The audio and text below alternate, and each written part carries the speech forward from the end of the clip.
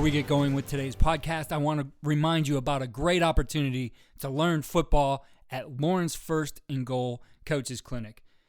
The clinic is to benefit pediatric brain tumor research as well as cancer services, and the lineup, as I mentioned, is an incredible one. 160 speakers, and right now you can get the ticket to that clinic, $49 for an individual, $150 for a staff of 5, so $30 a coach there. But you need to act now. That expires once it hits 2021 here, midnight on Friday. Again, check it out at lfgf.coachesclinic.com. On today's podcast, we're going to focus on coaching the hybrid players in a defense and how that's done in accounting for different skill sets. We're also going to talk about the transition from coaching high school football to major college football. And joining me on the podcast to discuss all those things is the outside linebackers coach at Appalachian State, Cortney Braswell. Cortney, it's great to have you here. Oh, man, Coach, I appreciate you guys having me, man. It's really love what you do for coaches and for the game of football, man. I'm excited you guys are having me. Coach, we're going to start with your story here and how exactly you did make that transition. But let's go back to the beginning for you. What was it that inspired you to be a football coach?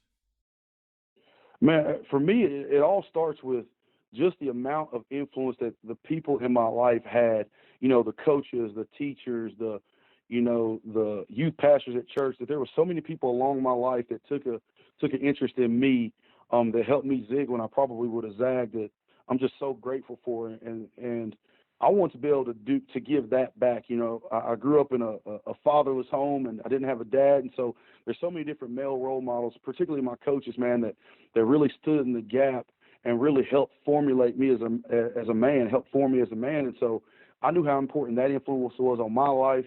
And I wanted to give that back, and I wanted to do something that I felt like mattered. I don't think I'm built for a 9-to-5 behind a desk. And so my playing career didn't go the way that I wanted it to. And so when it finished, this coaching thing just spoke to me, and I was passionate about it. It's an opportunity to mentor young adults and as a part of, in a game that we all love and care about. And I guess they say those who can't do teach. So I'm teaching now, and I'm really enjoying and thankful to give back the many blessings that I was given by other people. So, Coach, you have a unique path into college football. A lot of times we talk to a guy who is at your level. He's done the traditional path. He's been some kind of unpaid or limited earnings guy, working his way into a GA position for a little bit, and then finally maybe getting into a QC job and then into a position and growing from there.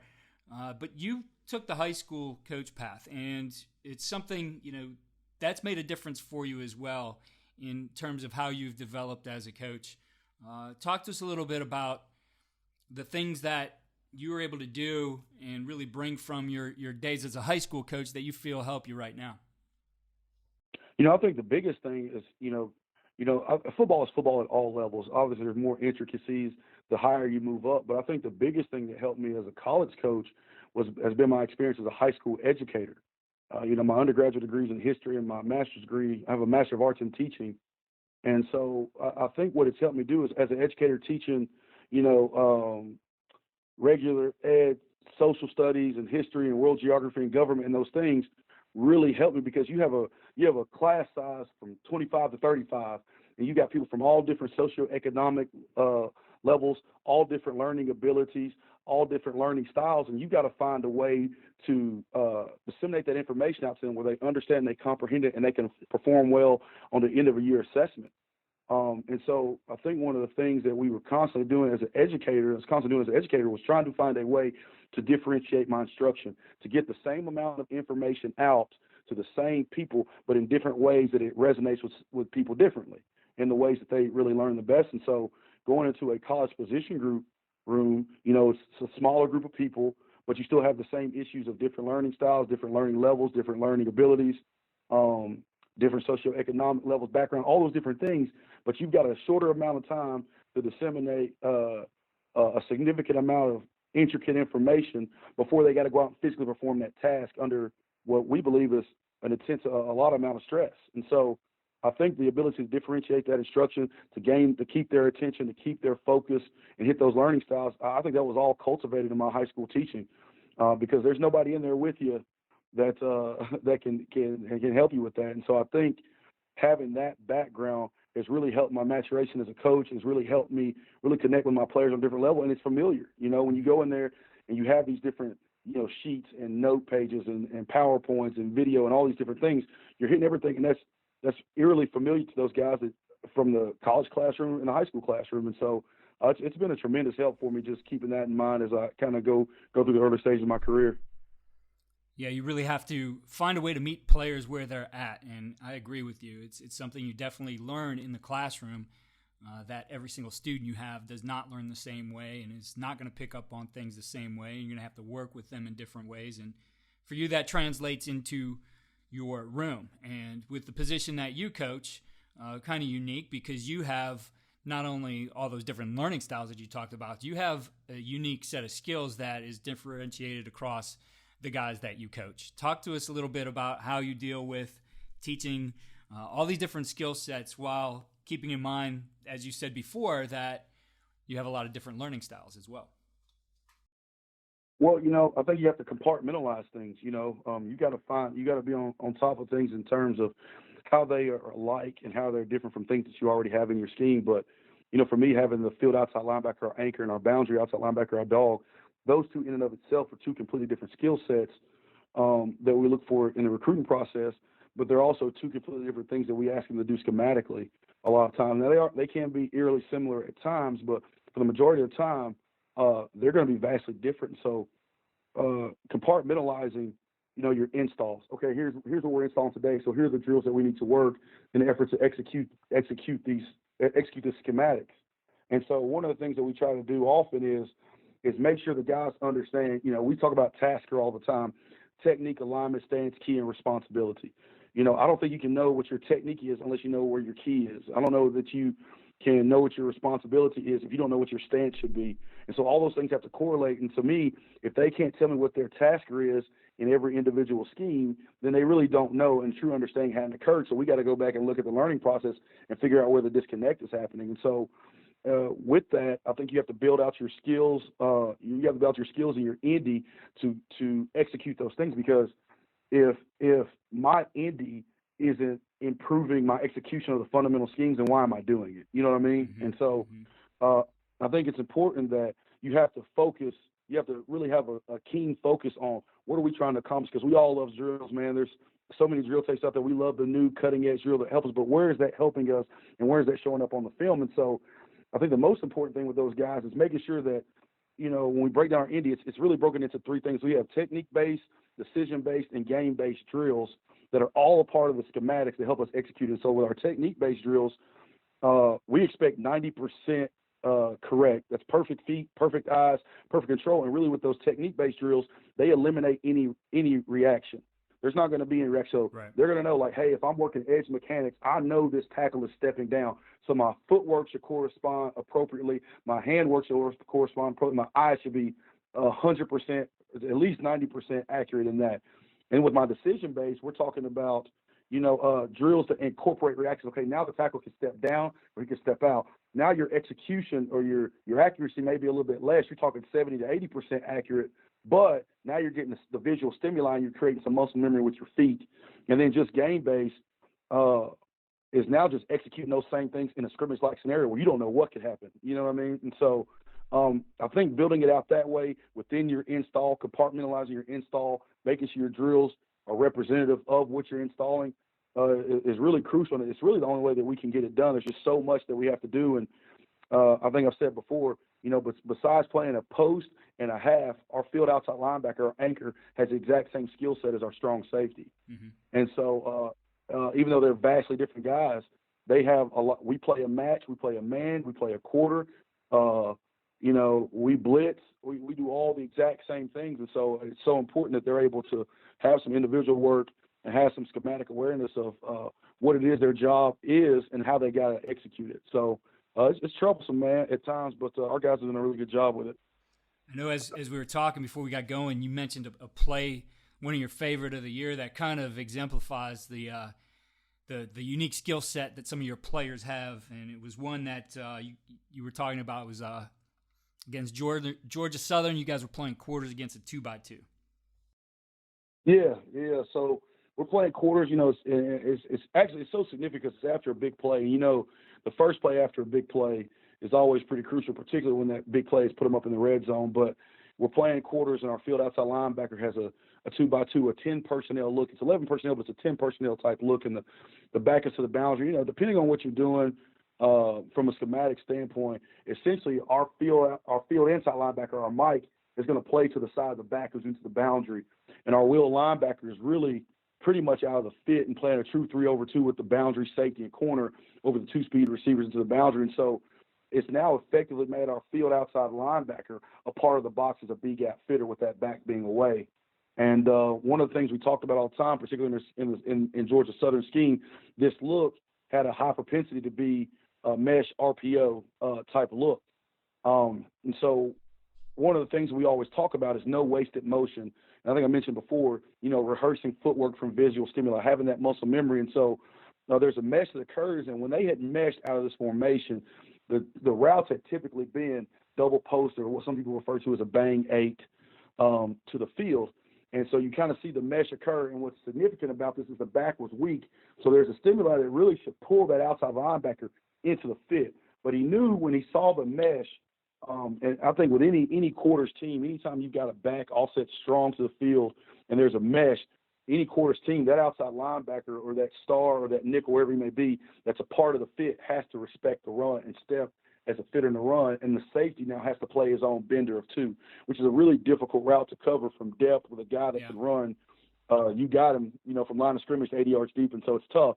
But what our anchor did was, as soon as he saw the mesh, he didn't take a step. He didn't take a step initially with the run fake, put a foot in the ground, burst, and played the bender. Quarterback threw it right to him. So, I think that was just that play just sticks out in my mind because, there's no wasted motion. It's an incredibly difficult play. Everything is telling you to step to the run, but it's what the film work that he did prior to the game, the understanding of schematics and what the weakness were. He actually had a wider alignment because of the formation. It's kind of synonymous with the in-depth or the depth of the scheme, but also the depth of his knowledge and understanding of what he has to do. And then seeing the rehearsal of the footwork, the muscle memory show up for him was just an awesome play. Yeah, when you look at, again, going back to practice, and obviously that's going to be a play that's on your teach tape, looking at that now and maybe learning from him, how do you plan on working some of those things in the future? Part of it is having that guy so you recruit, but, making that transition for this is what we want in the game to here's the drill that supports it. Well, I think the biggest thing, man, is, we all, for us, especially I think for a lot of Group of 5 schools, if that guy is 6'3" and can really, really run, it's hard for us to get him. You know what I mean? And so we're getting some guys that we really, really like, but they have this, or we really like them, but this. And so whatever that but this is, we've got to find a way to cultivate that, to grow that, to groom it, and to make it better. And so the biggest thing is speed, right? We all want somebody that can run faster. We all want somebody that's twitchier. Well, the one way to simulate speed is to eliminate false steps and eliminate what I call negative movements. And so in order to do that, they have to have great eye control, and they got to have great feet, and they got to have stimuli in the drill that elicit a fundamental footwork response. Mm-hmm. And so I think trying to put an emphasis on that, most guys, as soon as the ball snaps, they feel like they have to go somewhere. They feel like they have to be moving.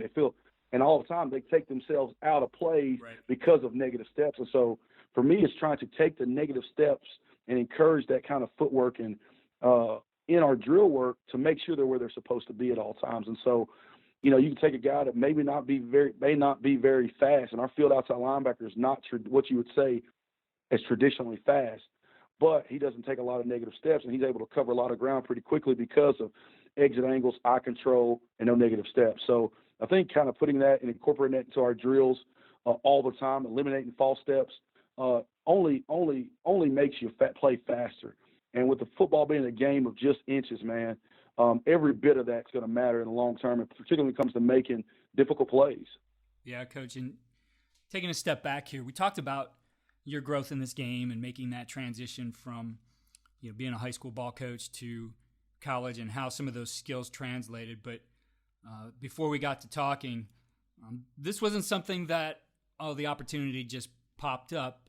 In your mind, you had been preparing for these opportunities for years, and it was something that you wanted to do. What did you do, from the time of setting that goal to, be able to coach at the highest level, to getting there? What things did you do along the way to prepare? Man, I think the best way to answer is not what did I do, it's what wouldn't I do. I don't think there was anything I wouldn't have done to chase a dream. I wasted so much time from the time I graduated from high school until I went back to college. I wasted so much time in there, valuable time, that I could have been bettering myself, and I didn't do that. And so there wasn't anything that I wouldn't do, like, to be successful. And like I think I told you before, Coach Saban said a while back that the way he said it, I guess, was, when you want to be successful, it just takes what it takes. Greatness never goes on sale. And so there's just a price that we have to pay. And vacations, hanging out with friends, going out and doing all these different things, that wasn't the priority. The priority for me was having an opportunity to be not just a coach, but try to be one of the best in our profession. And this is something that fueled me and that drove me.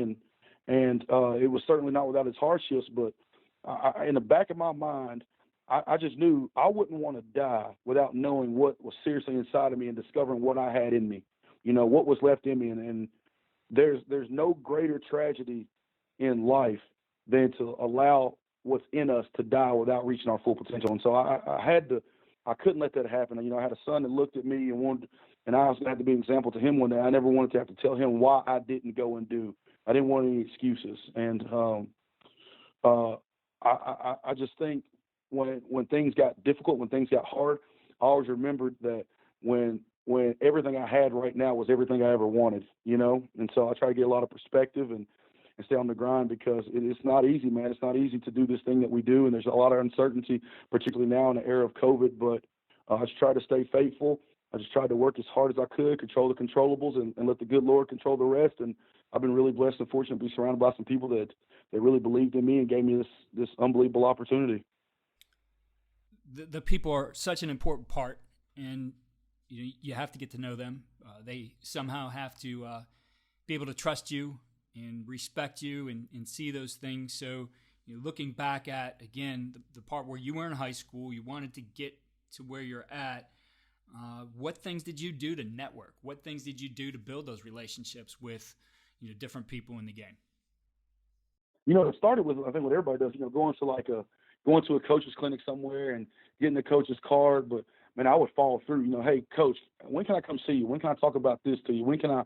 And it was just bugging guys that I had so much respect for in the game. And honestly was getting hooked up with a really good group of guys that really were into mentoring coaches that really helped me, that, from Dale Jones, our defensive coordinator, and Brian Brown and Tyrone Nix and all kind of guys just across the game, of Ruffin McNeil, that just really had open arms to let you come and talk with them. And once they did, man, I pestered them, and it's every time I went somewhere and talked ball, I came back with more questions. So I had to go back. And man, when you get that hunger and that thirst for the game and wanting to know more and more and more and more, man, it was insatiable for me. And luckily there was enough guys out there that really weren't too bothered by me, that let me come around. And to a point when I was a high school head coach, I took my teams to training camps on campus because they got to be around greatness. But it was an opportunity for me and my staff to be around college coaches and to again, just keep feeding that hunger and that thirst for knowledge of the game. And I wanted to know more, and I wanted to do more, and I wanted to do it the best. I just didn't want to do it. And so just really that's what it was, man, just going and spending time. And every opportunity I got when somebody said, yeah, give me a call, come see us, I gave them a call immediately. Like, well, when can I come? There was no delay. I didn't want to waste time. I didn't want to let an opportunity go by without trying to seize it. And so I think, just like I said, being a pest was probably the biggest thing for me.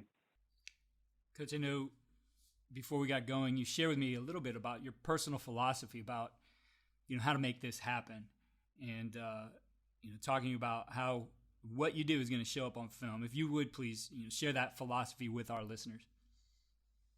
Well, I think the biggest thing, man, is well done is better than well said. You got to build a personal philosophy what internally your ethos, what makes up who you are.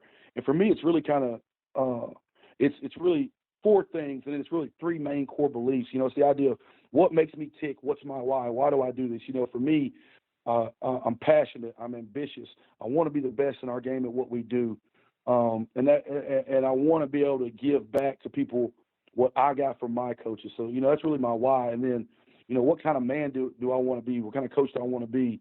What kind of man am I? And then it's the core beliefs of trust. What made me change?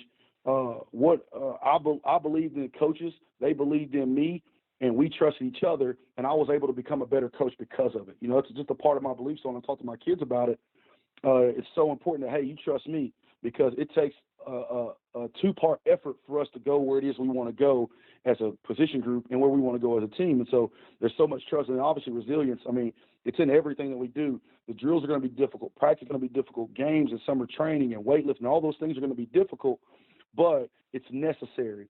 And for me to get to this point in my life, I've overcome a lot, like living in poverty, growing up without a dad. There's so many reasons I should have been another statistic, but because of the grit and the resilience and the people in my life that believed in me, that pushed me, and just the refusal to give up, that's why I'm where I am. And so I think it's important to encourage that in your kids and to make sure they demonstrate it. Because if you can't execute a lift because it's too high in intensity or it's too difficult, like, how are you going to get through life when things get really hard? How are you going to be a dad? How are you going to be a husband?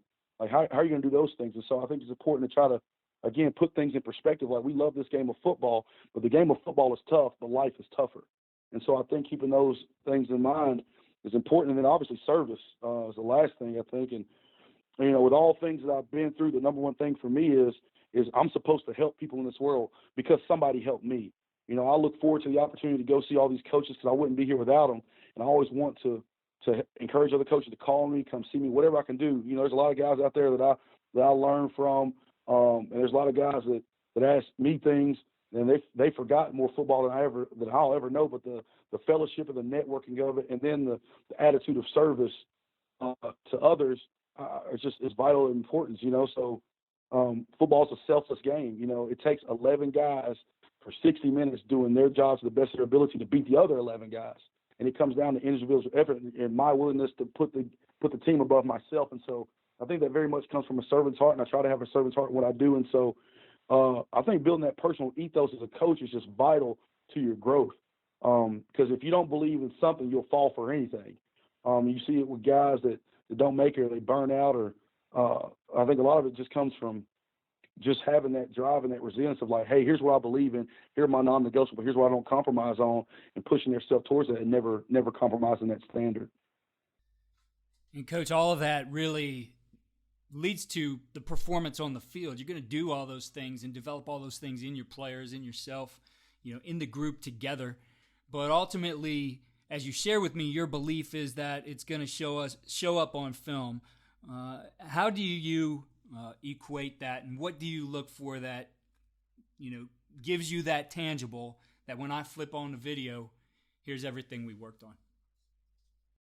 Man, I think a lot of people think it comes in the stats. I think some of it, and a lot of it does, but a lot of it comes in the plays that don't happen. An offense is unable to run a play because of the way you executed your job. Or in the case of like my boundary outside linebacker, it's hard to run the ball at him. It's even harder to run the ball away from him because he efforts himself into so many plays. And so I think you just see those tangible things and those execution shows up. I tell my guys all the time, sometimes you're not going to make the plays because you do such a great job that the play doesn't come your direction, or the play's unable to be successful where you are because of the execution of your job. And so I think a lot of times it shows up when it doesn't show up. You know what I mean? That it may not show up on the stats, but it shows up on the film because you're where you're supposed to be, doing what you're supposed to be doing at a really high level. And so it negates offensive opportunities for success. And so I try to encourage them to keep that going, man. And then you got to make the plays, you got to make the routine plays look even more routine. You know what I mean? And make the great plays look routine too. So I think it's, to really answer your question, man, I think it's just when you look at the game in and of itself, like you had these many plays coming your direction, or you had these few plays coming your direction, what was how many MAs did you have? How many missed assignments did you have? How many poor techniques did you have? were you doing your job to the best of your ability? And I think those things that you see when you're grading the film after, like, yeah, he didn't have a lot of mistakes. He didn't have a lot of tackles, but he had very few mistakes, which shows you he's doing a really good job. Coach, for that guy who's out there in your position, and I know there's a lot of guys out there who do aspire to make that jump from coaching high school ball to getting to the major college level. What advice do you have for that coach who is sitting where you used to be just a couple years ago? Man, I say there's things I think about, man. What you got to do, number one, you got to stay hungry. I mean, hunger directs the decisions in your life. In basic human psychology, it says every human behavior can be boiled down to two things, in an effort to get something or an effort to avoid something. So everything you do as a coach, you're either doing it in an effort to make yourself better, your players better, your team better, or you're not. There's no middle ground. And so if you ever find yourself in that middle, then you're not making yourself better. And so I think you got to stay hungry, stay on the grind, and make sure that you're always trying to better yourself, because betterment of yourself is betterment of your position group, and it's betterment of the kids, and they're going to have ultimately a better experience and a better life because of it. So I think staying hungry. Number two is staying accountable. What are we going to do with the gift that God has put inside of us? Because everybody can't coach, everybody can't teach. It's a very difficult job, and so there's something inside of us that only we can do, and so there's something, and because it's inside of me, only I can do it. I'm accountable for it. I can't blame somebody else for what God has put inside of me. I can't blame somebody else for my failures. I can't blame somebody else for my shortcomings if I'm not staying hungry and doing everything that I can to maximize my effort every single day. I'm accountable for it. The good Lord put it in me, so I got to do the best that I can. And then, and with that same mindset, you got to be responsible for it. We neglect ourselves so much. I mean, I know for me, you get into the grind of the season, I'm eating junk food all the time because I'm at the office late. I'm doing things late. So I got to make sure that I'm always keeping myself in mind and never neglecting myself and my family and things like that. We spend so much time on other things, and it can be difficult. But there is something in us that has the capability to meet every challenge that we face. The issue is we oftentimes view that as a burden, like, man, why is coach on me, or why are my players not doing this? We go through difficult times, number one, because it's a test, but number two, because we've been empowered by something in us to deal with those very situations. And so I think a lot of times, instead of viewing those difficult times as a burden, those difficult times that come with the grind of football season and players and parents and all those things, I think it's so important to remember that of the 7 billion people in this world, there's only one you with that unique thumbprint. And the things that you're going through, only you can deal with it. So no matter what it is, man, keep the faith, stay on the grind, be humble, serve others, and never get discouraged. And use that gift that, like I said, that God has put in each of us to do this thing that we love at such a high level. Because like I said before, the greatest tragedy in life is not death, but it's the things that we allow to die within us when we're still alive. And so I can't let that passion die because of the difficulty. And lastly, it's probably all about focus. I mean, be focused. And focus is not what you see, it's what you refuse to be distracted by. And so eliminate distractions, and keep your focus on what it is you want to do. Set attainable goals. And then when you achieve those goals, redefine success and start on the next thing. I think if you do those things, and keep the faith, I think you're never worse off, like I said, for being right by people and being ambitious and working your tail off. Coach, when you look at all the great things that you do, and you talked about a lot of great stuff here on this short episode, whether that's at Ridgeland High School or at App State, what's the one thing you do as a coach that you feel really gives your guys the winning edge? I love them, man. I love them far beyond the white lines. I probably put as much time, if not more, into them outside the field as I do on the field. And it's not always spending time together. Sometimes it's just a text. Hey man, what are you doing? What are you up to? How's your mom? How's your girlfriend? Come by my office and holler at me. A lot of times it's not even about football, man, but it's letting them know that I truly love them, the person.